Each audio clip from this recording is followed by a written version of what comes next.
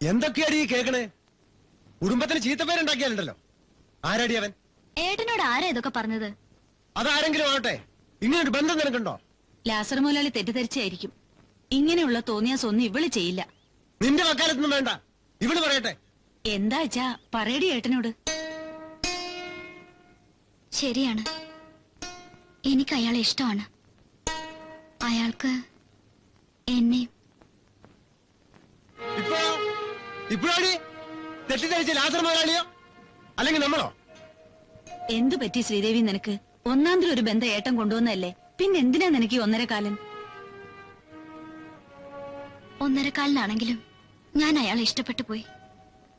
എനിക്കൊരു ജീവിതം ഉണ്ടാവുകയാണെങ്കിൽ അത് അയാളോടൊപ്പം ആയിരിക്കും. അത് നീ സ്വപ്നത്തിൽ പോലും വിചാരിക്കണ്ട. ആ ഡ്രിൽ മാസ്റ്റർ ആലോചന നമുക്ക് അങ്ങോട്ട് ഉറപ്പിക്കാം. അത് നടക്കില്ല. നടക്കില്ലേ?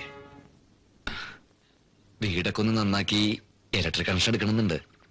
ഭാഗ്യത്തിന് കച്ചവടമൊക്കെ നന്നായി വരുന്നുണ്ട്.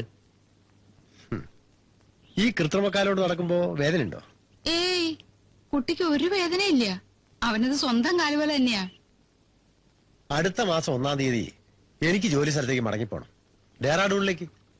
അതിനു മുമ്പ് ഈ വിവാഹം നടത്താൻ ഒരുക്കാണോ? ഇനി 20 ദിവസമല്ലേ ഉള്ളൂ, അത് മതിയാവോ? ഞാൻ ഓപ്പനാ, എല്ലാ കാര്യവും തുറന്നു പറയുന്ന എന്റെ സ്വഭാവം. തുറന്നു പറഞ്ഞോളൂ. ഞങ്ങക്ക് തരാൻ ആകെ ഒരു ഒറ്റ കുട്ടിയല്ലേ ഉള്ളൂ.